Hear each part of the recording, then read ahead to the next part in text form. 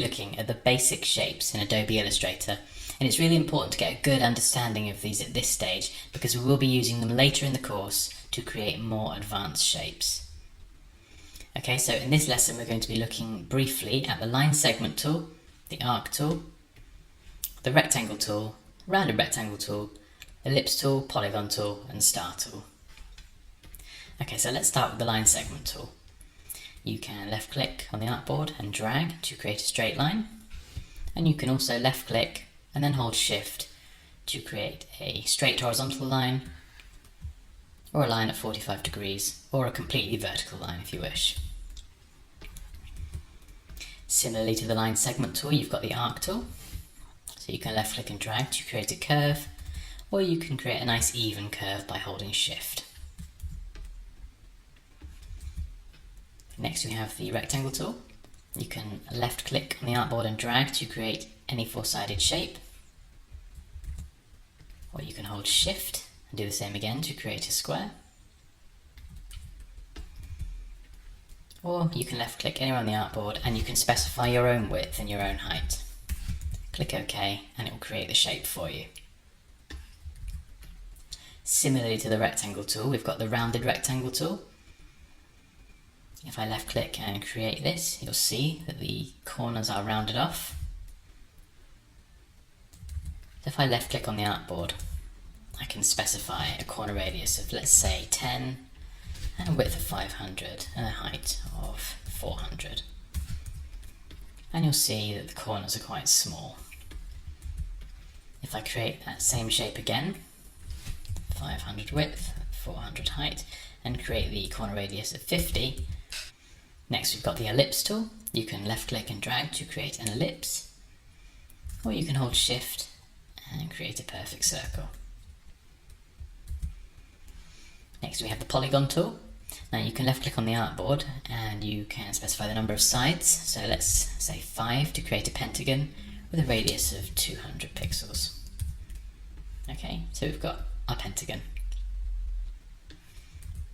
Then you can do the same again, but change the number of sides to 6, and it will create a hexagon. And you can do the same again, and let's put 8 in to create an octagon. And you can do this for any number of sides that you like. And lastly, we've got the star tool. So we can left click on the artboard, specify our radius 1 and radius 2. Now these are the innermost and outermost points of the star we're going to create. So if we leave them at 25 and 50 pixels, and we're going to have 5 points on this star, and click OK, we create something that looks like a very typical star. Now, if we create the same star again, but we enter 20 points, you'll see that it looks quite different now. And now what I'm going to do, to give you a comparison, is I'm going to create the same star again, but we're going to change radius 1 and radius 2. So let's bring radius 2 up to 40 pixels. So the difference between radius 1 and radius 2 is considerably less. Okay, so now you can see that the points themselves are much less pronounced than in the original star we created.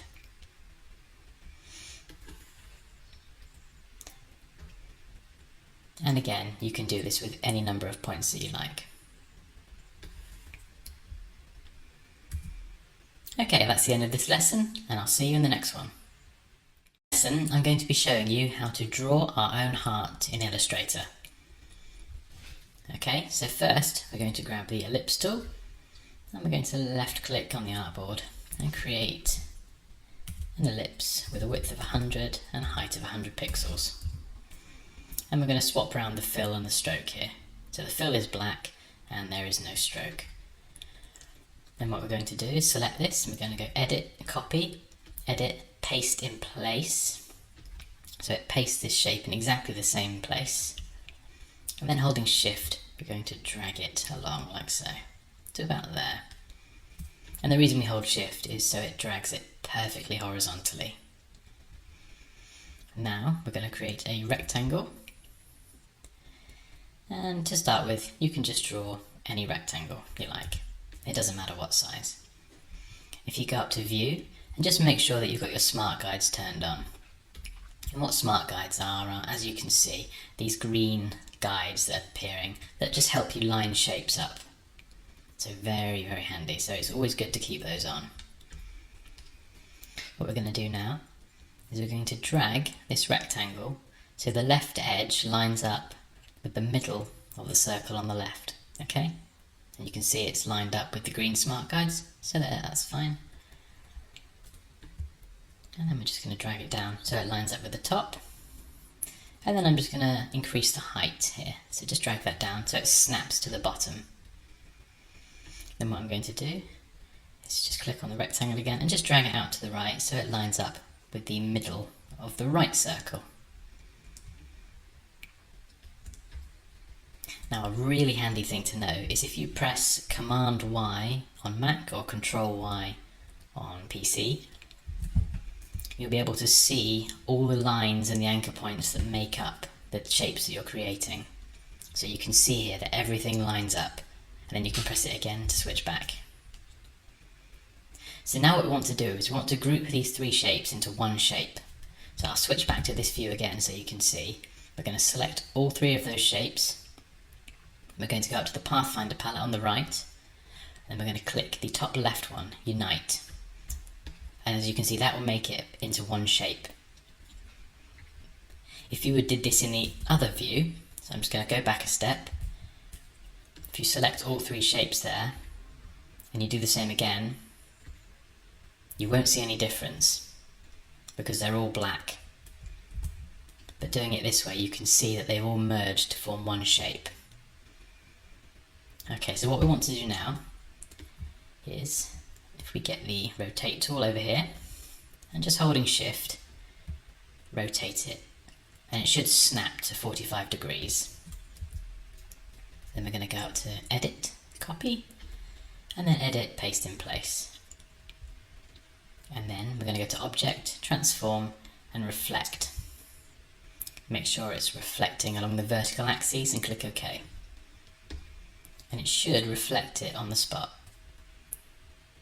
Now, what we're going to do, you should be able to see, follow my mouse here, this is where our heart is going to be. Okay? So this bit here, this is the dip. So now we can adjust the dip of our heart.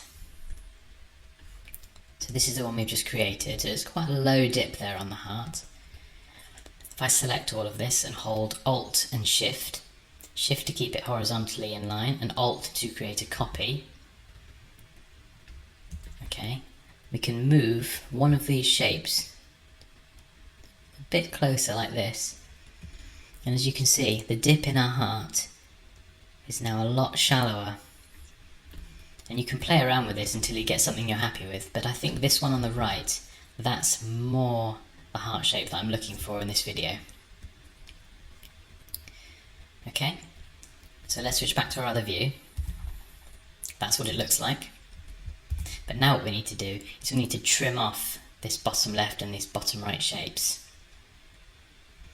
So, if I select one of these, and let's make it red so we can see what's happening. Okay, we're going to select both of them and go up to the Pathfinder palette again. We're going to click on this bottom left one here. Okay, so now it looks like nothing's changed, but actually if I select up here the direct select tool, I can now pull these elements apart. So where those lines all overlapped, it effectively breaks those into individual shapes and allows you to do different things with them. So let's just select this bottom left one, we can hit delete, and the bottom right one, and hit delete. And if we go back to the other view, you can see this is the shape we're left with, made up of 3 parts. And again, as we did before, we can select all of these parts, go to the Pathfinder palette, and click Unite. And now I've finished, I can make this black again, and just bring that up in size. And there we go, we've created our heart. In this lesson, I'm going to be showing you how to create a symmetrical shield in Adobe Illustrator. Okay, so we're going to create this in two parts. We're going to select our pen tool, and what we're going to do is, because it's a symmetrical shape, we're going to create the left-hand side, and then we're simply going to copy that and merge it into one complete shape. So if we left-click on the artboard, and then left-click and hold it and drag. So we're going to create a curve like this. And we can just switch these around. So swap the fill and the stroke so we can see the shape we're creating. So as you can see here, it naturally wants to continue with a curve. If you hold down the Alt key and left-click on this anchor point, it will force that to cut off, and then you can start with a straight point. So we're going to hold Shift to create our next part at 45 degrees, and left click, and then what we're going to do is we're just going to left click and drag and bring this in, and then we're going to let it carry on with the curve. So just bring this just a bit further out here, left click and drag like so, and then we're going to come back in.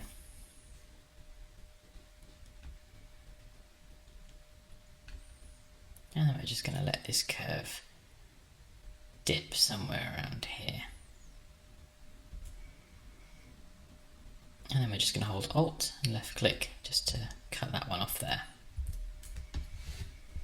Okay, so you can see here I've overshot it a little bit, and this one is too long now. Okay, so what I'm going to do is I'm going to go to the pen tool and the add anchor point tool. And I'm going to go along here. You can see with the smart guides, it snaps into place. And what I'm going to do is go to View, Show Rulers, drag out from the left. There we go. And create a guide that lines up with this endpoint. And I've just zoomed in here.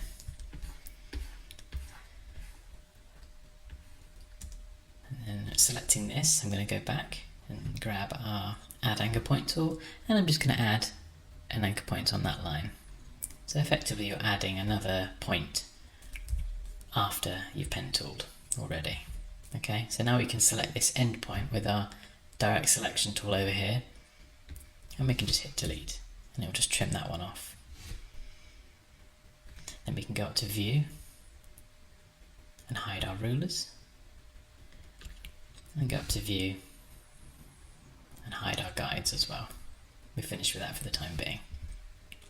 Then selecting our pen tool again, we can click on this point to activate it. Okay, and as you can see now, we can carry on where we left off. So let's just zoom out a little bit. And now, as you can see here, next to the pen tool icon there's a little circle. That implies that if I click now, it will complete the shape. So now what we want to do, we've got the left half of our shield, we want to mirror this on the right. So if we select the whole thing, swap the fill and the stroke around, and then we can go to Edit, Copy, Edit, Paste in Place, and then Object, Transform, Reflect, and make sure you reflect it along the vertical axis. Then if you hold Shift to drag it along, with the smart guides still selected, you should see it snap in place like so. Then if we go to the other view with Command Y on the Mac, Control Y on the keyboard, you'll be able to see that it's still made up of two parts. And we can just select both of those, go over to the Pathfinder, and then click on Unite.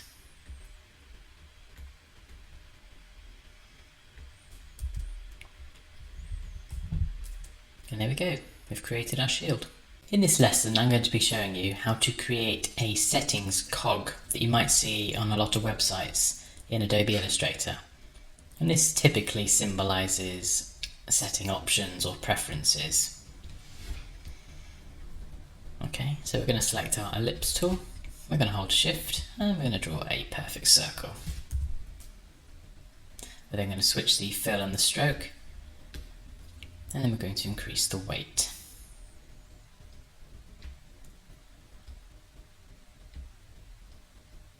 Your weight might be slightly different depending on how big your artboard is and how big you're creating your cog. Let's make that a bit bigger, I think. Okay, so now we're going to create the spokes on our cog. So if we select the rectangle tool and just drag and create a square, holding shift. So it's remembered the stroke that we just created our circle with, so we're just going to swap these around. So this is a fill rather than a stroke.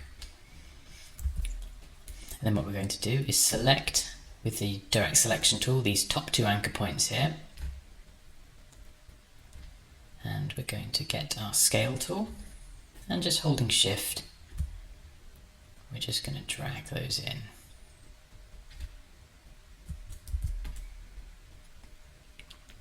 Okay, so this is the shape for our spokes on our cog.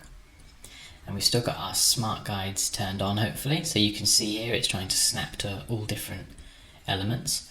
But what we want to do is snap it right to the middle of the circle, so it lines up vertically. And we can just bring it up so it just pokes out the top like this. And what we're going to do is going to go to Edit, Copy, and then Edit, Paste in Place. And then we're going to go to Object, Transform, and Reflect. And we're going to reflect along the horizontal axis this time. Click OK, and we can just drag that down.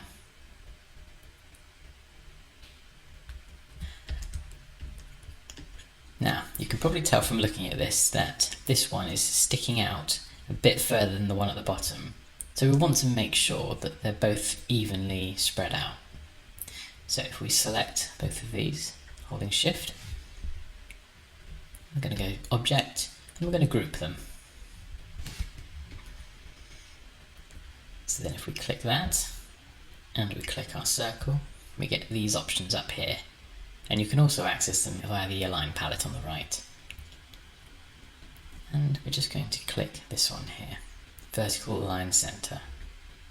And you can see it just shuffles them into place, and now they're evenly sticking out the edge of the circle. And we can actually go back and Object and ungroup these now. Next, what we're going to do is select both of these. Now we know that they're positioned correctly and equally. And then we're going to go to Edit, Copy, Edit, Paste in Place. We're going to select the Rotate tool, and we're going to hold Shift and rotate them 90 degrees. Then what we're going to do is select all four of these spokes, and we're going to go to Edit, Copy, Edit, Paste in Place, select the Rotate tool, and do the same again, but just for 45 degrees this time.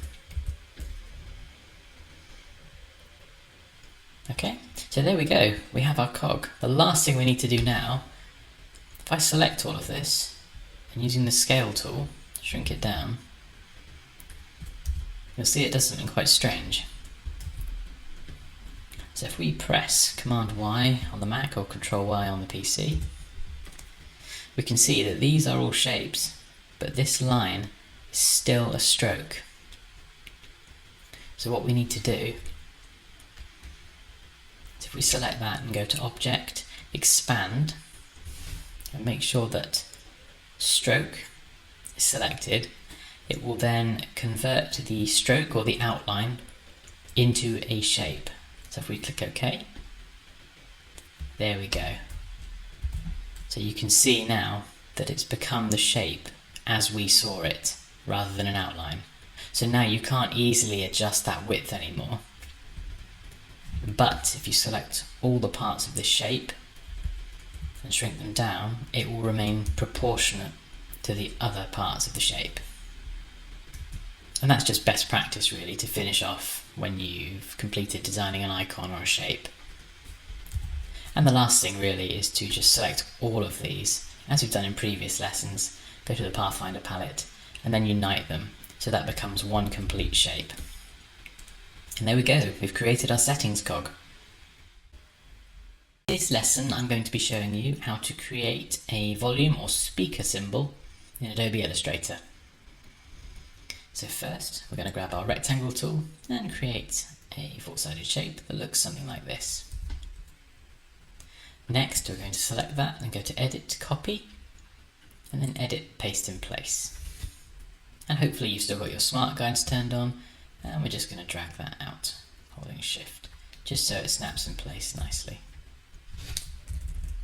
Let's just make this part a different colour as well, just while we do the lesson. Okay, so now we're going to select, with our direct selection tool, we're just going to select these 2 points here on the right hand side, and using the scale tool and holding Shift we're going to drag up, and as you can see this is starting to create our speaker. So we're just going to select them again, and then you can use the arrow keys, or you can hold Shift and use the arrow keys to just tap these into place, or holding Shift to do bigger increments. Okay, there we go. So that's looking about right for our speaker. And I can make that black again. Now next we're going to create the sound waves that are going to go over here on the right. So there's many ways to do this, but the way I like to do it is select the ellipse tool and hold Shift to create a circle. And then using the direct selection tool, that's this one up here, you just simply select this left hand point and hit delete, and it will create a semicircle. And then from there we just swap the fill and the stroke around and increase the weight to something like that. And this is a personal preference, but you can select it and you can change the cap to round cap at the end, and you'll see it just adds a rounded cap rather than a square edge to it.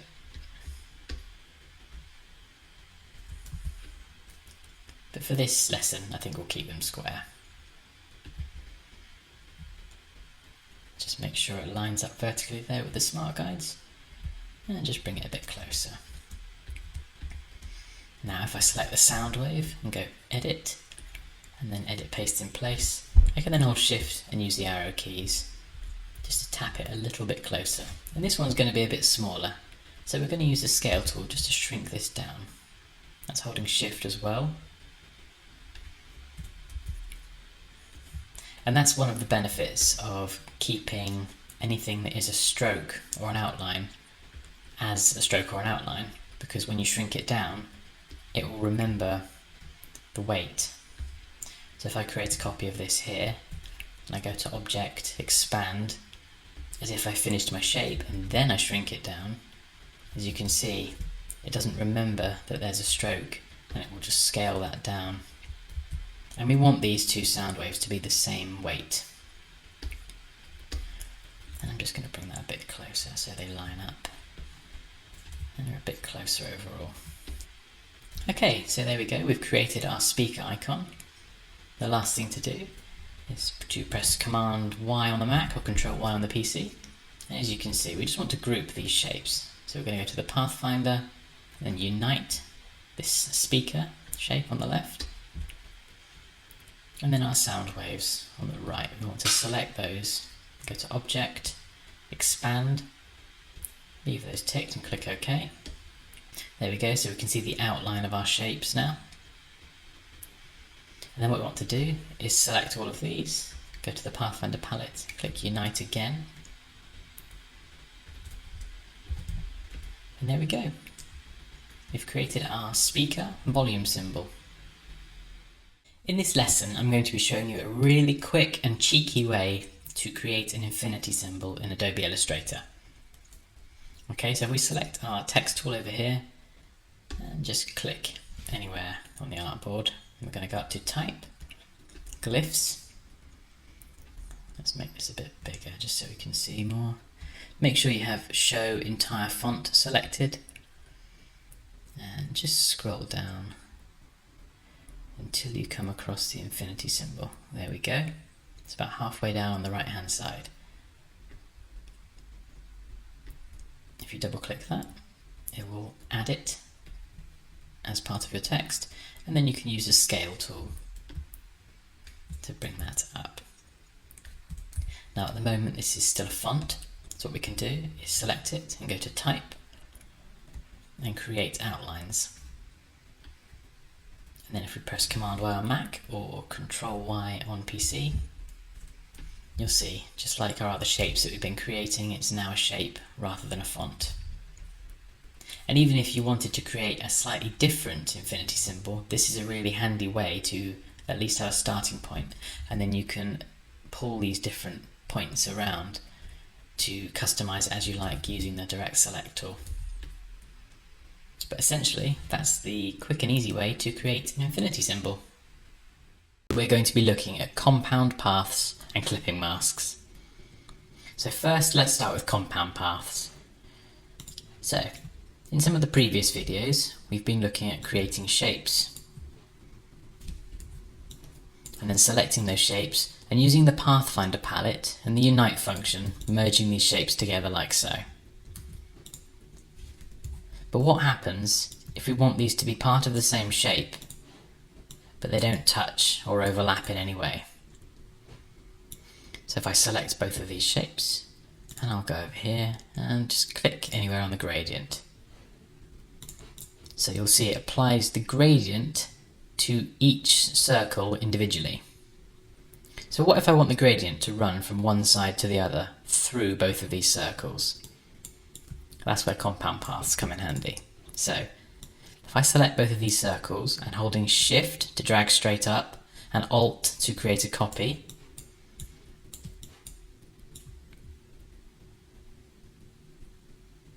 there we go. And now if I select them both again and go to Object, Compound Path, when I click Make, this is going to make both circles effectively one shape, even though we see them as two different shapes. So now you can see that the gradient runs through both of them. So if I select the right hand circle with the direct selection tool and drag it closer, you'll see that it doesn't actually let me, because now it's recognized as one single shape, whereas before I could drag these around individually. This is now part of the same shape.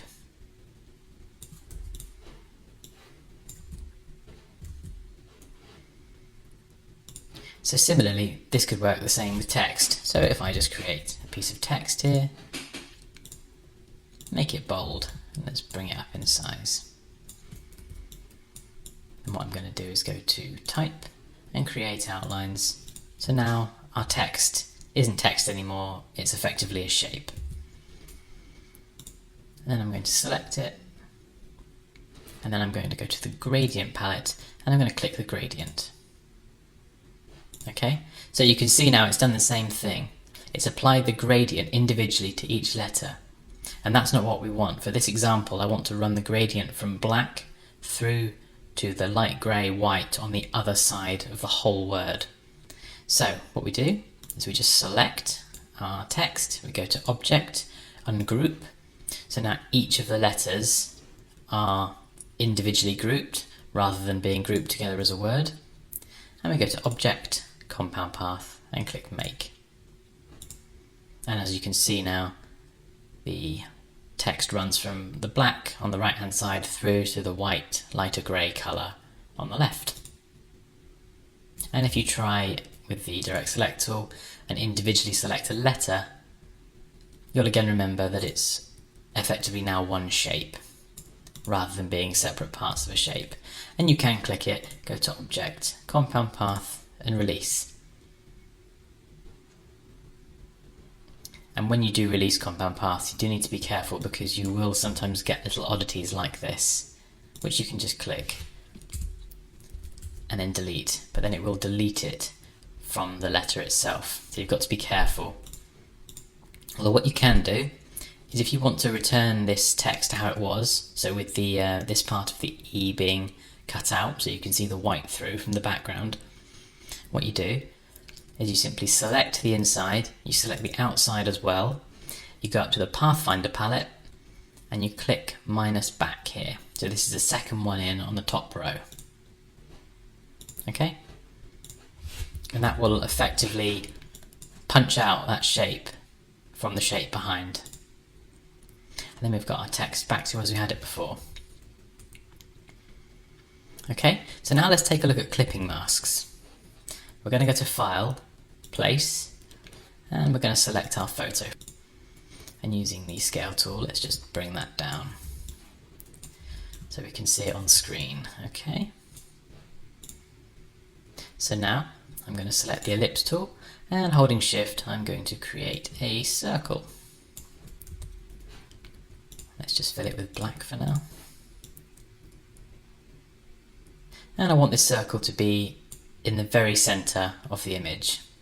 So we can simply select both of these, and we've got our align options along the top here, and we've also got them on the right. And I want to click on this one, horizontal align centre, and then vertical align centre. So now this circle is right in the middle of our image. Okay, now we're going to create our clipping mask. The shape that you want the image to be at the end needs to be on top. So I want this image to appear inside this circle shape. So I've got my circle on top. I will select both the image and the shape. Then go to Object, Clipping Mask, and click Make. Okay, so now you can see that the photograph is inside the circle itself. But what if I want to adjust the crop? Well, easy. We can just double click the image and then go inside, and you can drag this around as necessary, and you'll see up here it moves inside the group. So you can go back, and it's remembered the adjustment to the crop. And again, you can double click, you can go back in, you can straighten the crop back up, and then again you can click back and back again. Okay, and that's a little bit about compound paths and clipping masks in Adobe Illustrator. In this lesson, I'm going to be showing you how you can add rounded corners to shapes that you've already created in Adobe Illustrator. Okay, so let's create a rectangle. You'll notice that we've got the rounded rectangle tool here, but for this, we're going to use the rectangle tool and just create a four-sided shape. Then selecting that, we're going to go up to Effect, down to Stylize, and then select Round Corners, and just tick the preview box on. And you'll see as we increase the radius, the corners get progressively more rounded. And we can click OK. And then if we press Command Y on the Mac or Control Y on the PC, you'll see that essentially it's still recognised as a rectangle, but what we're seeing is just the rounded corner effect, and you can see this in the appearance palette on the right. You can see we've got round corners listed, and one of the benefits of this is that you can click this and then go and edit this at a later date, and you can make it smaller or bigger, or you can delete the effect entirely. Once you've finished and you're happy with the radius of your corners, you can, of course, let's switch back to this view so you can see, select your shape, go to Object, Expand Appearance, and then it will make this shape as you see it. And if you select it and go to the Appearance palette on the right, you'll see it's no longer listed as an editable option. And it's not just four-sided shapes you can do this with. If we select the star tool, and we'll create a star with 5 points. Let's create a very typical star.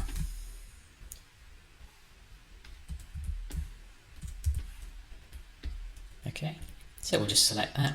We'll go Effect, Stylize, Round Corners, and as you can see, you can just click and hold and see how the shape changes as you increase or decrease the radius. And you can do this for any shapes, and you can get some quite bizarre and unexpected results sometimes. Let's do one more. Let's do the polygon tool. So we'll create a hexagon.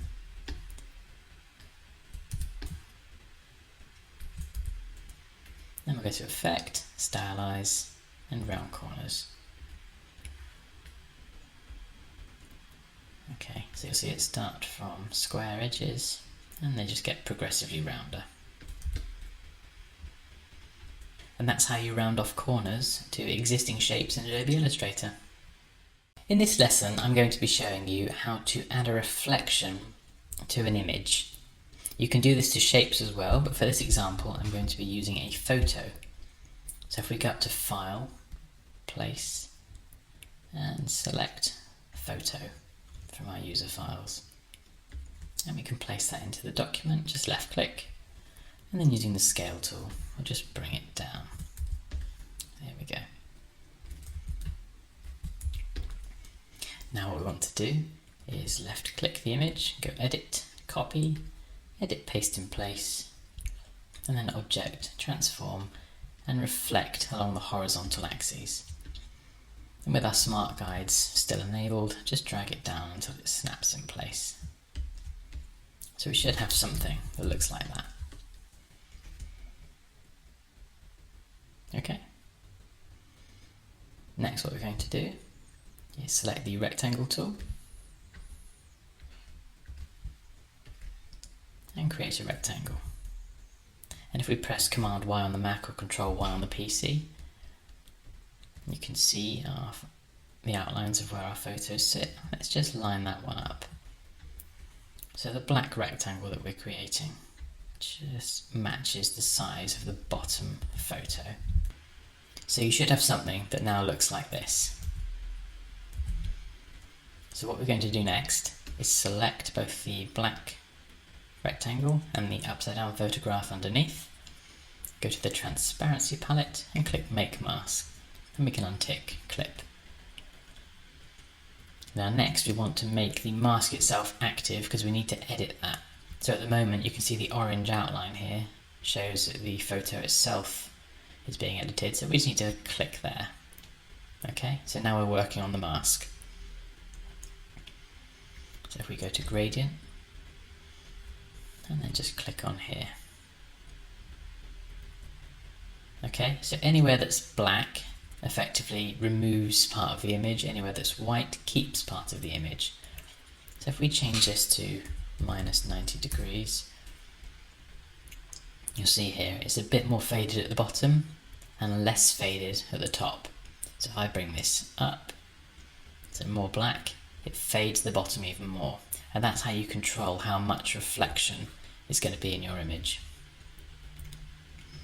But why isn't the bottom totally invisible? It's still partly see-through. Well, that's because the black we're using isn't completely RGB black. So at the moment you can see the values here are 29, 29, 27. We need that to be all 0. Okay? You can see there it disappears. So if we create that as a new swatch, I didn't want to create that as a gradient swatch. What I want to do is deselect that, go in, and then edit this swatch itself. Okay, so now I'm going to go back to my gradient and I'm going to drag this new pure black on top of here. Okay, so now as I adjust it, you can see it changes the reflection, and with the fully RGB black it now completely removes part of the image, whereas before it didn't have these 3 zeros here, and that's what you want, otherwise there's still going to be part of your image that's visible. So now we can adjust our image like so, and then you can move this slider along here to also control the location of the gradient and where it starts to fade out. And we can just click this to switch back to our simple view.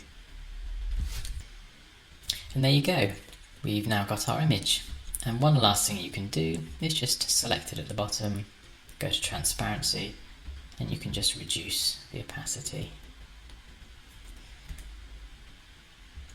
So see, now it's reducing the opacity of the mask. What I've got to do is go back and select the image itself, then reduce the opacity. Otherwise it's going to reduce the opacity of the mask that we've created, and we want to keep that as we've edited it. So make sure that you have the image on the left selected when you want to finally reduce the transparency and fade out your reflection. Okay, and that's how you add a reflection to an image in Adobe Illustrator. I'm going to be showing you how you can add texture to text or an image using opacity masks. So let's select our type tool, click, and let's type texture. And let's bring it up nice and big. We can leave this as editable text if we like, that's absolutely fine. So you may have your own texture now that you'd like to import if you know how to do that, but if you don't, Illustrator has some already preloaded. So you go over to Symbols and select this drop down in the top right, and then down to Open Symbol Library, and then Artistic Textures. And you'll see that you get this additional palette pop up. And there's a whole host of different textures here, and you don't have to select the artistic ones, but I think there's one in here called Charcoal that I can click and drag onto the artboard. Make this a little bit bigger with the scale tool, and you can see it's quite a nice texture for that weathered grunge look. And that's what I'm going for in this lesson. So at the moment that's a symbol, so if we go to Object and Expand, leave these two ticked and click OK. So now pressing Command Y on the Mac or Control Y on the PC, you'll see that as before, we can see every detail of every element of this shape. So now we want to apply this to our texture text. So what we can do is we can drag this on top. Let's make it a bit bigger just so it covers all of the lettering.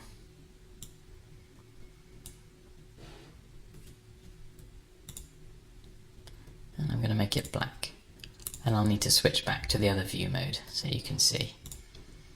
So as you can see, I can change the colour of this symbol now I've expanded it. Okay, so now what I can do is select both of these, so that's the text and the symbol that we've expanded itself, and I'm going to go over to the transparency palette, and I can then click Make Mask and untick the box that says Clip, and as you'll see, it's now applied this weathered grunge effect to our text. And like I said, you can do that to text and you can do it to images. And if you want to undo that, you can click this, go to the transparency palette and just click Release, and it will then separate those shapes back out. And that's how you can add texture to text or images using opacity masks in Adobe Illustrator. In this lesson, I'm going to show you a nice clever trick how to create a dotted line in Adobe Illustrator. Now, unlike programs like InDesign where you can actually create a dotted line, Illustrator doesn't allow you to do this. You can create dashed lines, but not lines that are comprised of dots. So what we're going to do is we're going to get our line segment tool and holding Shift, draw a straight line. And let's just make this black, and let's bring the weight up to 30. Okay. And now we're going to tick the dashed line box, and as you can see we get something that looks like that. So now if we set our dash to 0 and our gap to 40, and then we select our cap and change that to round cap, we get our dotted line. And you can select this again and you can adjust the gap to 100, and it will space the dots even further apart. And if I zoom out and lengthen the line, you'll see that it keeps all the dots, and the dots will just continue to go as long as the line. We could bring that down to say 60, and you can adjust the width like that. Or similarly, you can create a shape and it will also work, and it will apply the dots to the outside of the shape. And here you can switch between these two different options that just control how it handles corners. So this option on the right that I've just selected ensures that a dot is in every corner, whereas this one rounds them off a little bit. Okay, there you go, that's a cheeky way how to create dotted lines in Adobe Illustrator. In this lesson I'm going to show you how you can add text to a path in Adobe Illustrator. So we're going to select our ellipse tool, and holding shift we're going to create a circle. And we're going to swap the fill and the stroke, and then we're going to hold down left on the text tool and then go to type on a path and click anywhere on the outline of the circle, and we can type our text here. And then if you press Command Y on the Mac and Control Y on the PC, you'll be able to see the shape again. And then if you select the direct selection tool up here at the start, you'll be able to see there's two arrows here, one pointing left and one pointing right. So if I make sure it's pointing left and left click,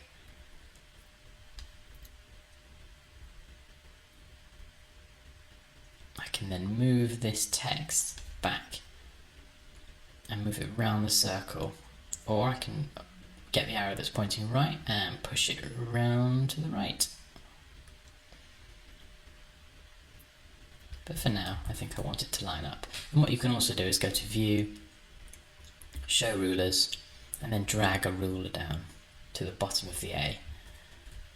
And then just go to View, Guides, and Show Guides so that it's visible.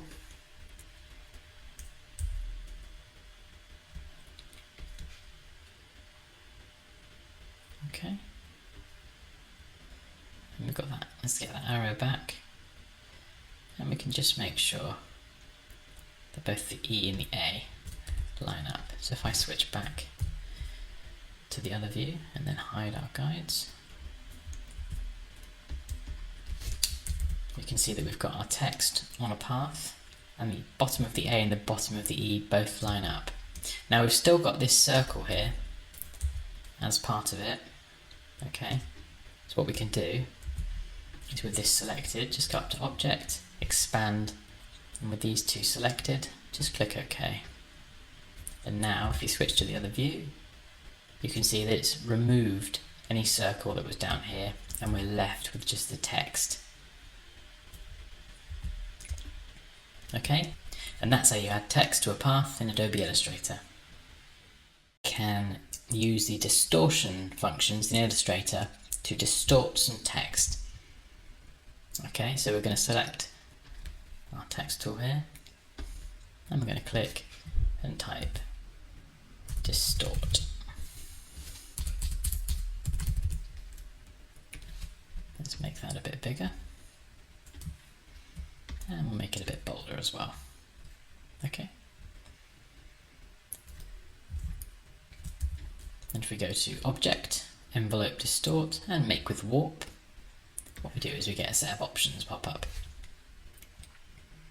So we've got Arc, currently selected, and then you've got all these different ones. So it's definitely worth having a play with some of these. But you can switch how you want to distort it. And then if you have something like Arc, you can adjust the bend, how low it goes or how high it goes, and then how it works from left to right, and then from bottom to top.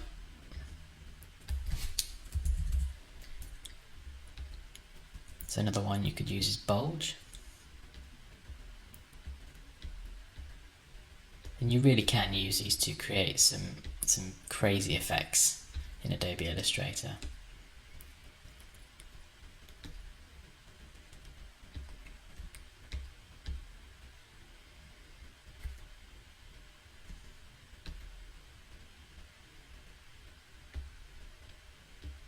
And you can have a lot of fun playing around with all these different effects. And then once you've got something that you're happy with, you can then select it, go to Object, Expand, select both object and fill, and then pressing Command Y on the Mac or Control Y on PC, you'll be able to see that it's now completed the effect. You can't go back and edit it any longer, but this is now the final shape. And that's how you distort text in Adobe Illustrator. In this lesson, I'm going to show you how to create a stitched text effect in Adobe Illustrator. Okay, so if we select our type tool, and let's left click on the artboard, and we'll type the text stitched. And we'll just bring that up. Okay, and then what we're going to do is swap the fill and the stroke here. And we'll just zoom in a little bit more. And then with the text selected, we're going to go to the stroke palette and select dashed line. Okay, we're going to have the dash at 10, and the gap, let's set that at 10 as well. Okay, so you can see it's starting to come together now. So let's make the gap a bit smaller. Okay, so now that's starting to look a bit more like a stitched effect. And one thing you can do is, if I zoom in so you can see, you can also change the cap to round cap. And this is just a personal preference, but sometimes it creates a more realistic stitching effect. And you can just bring the width down as well. But you can play around with those values until you're happy. But that's a really quick way to create a stitching effect. And then you can also still edit this. It's all editable, which is great. And you can keep it editable, or once you've finished, you can go to Type, Create Outlines. And then if you press Command Y on the Mac or Control Y on the PC, you'll see that it's made this text no longer editable anymore, and it is a shape. However, it doesn't replicate exactly what we see here. So one more step to do here will be to select this, go to Object, Expand, keep Fill and Stroke ticked, and click OK. And there we go. So now what we see is what our shape itself is as well. And this text is no longer editable, but you only really need to follow this step if you definitely don't want to edit your text anymore. Okay, that's how you create a stitched text effect in Adobe Illustrator. In this lesson, we're going to be taking a look at the Scribble Effect tool in Adobe Illustrator. Now this one's a lot of fun, and there's many different combinations you can make. And I'm just going to talk through a few of them now. Okay, so we'll start by creating a perfect circle, holding Shift. And then what we're going to do is go up to Effect at the top, down to Stylize, and then where you see Scribble at the bottom. Click that, and you'll see at the moment it's selected with default, and there's many different settings here that you can adjust. And if you have the preview box ticked as well, you'll be able to see how it's going to affect your shape.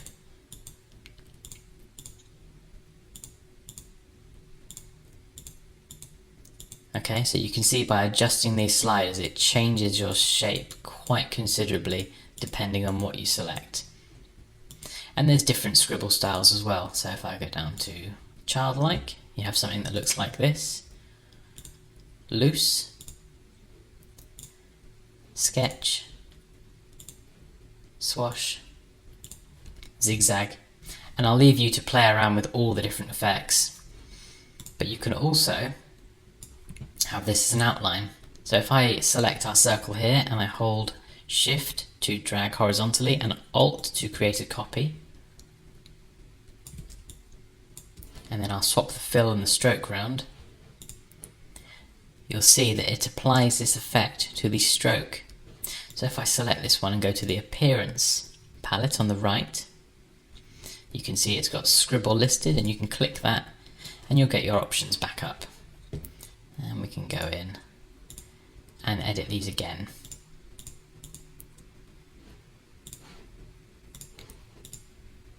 And the same as these shapes, you can also do it with lettering. So if I type Scribble and bring this up in size. With it selected, again go up to Effect, down to Stylize, and click Scribble at the bottom. and you'll see it applies the scribble effect again to your lettering.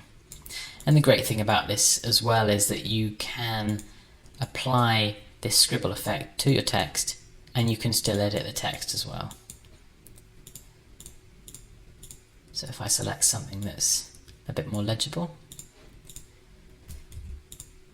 you can see here that I can go in and this text is still editable.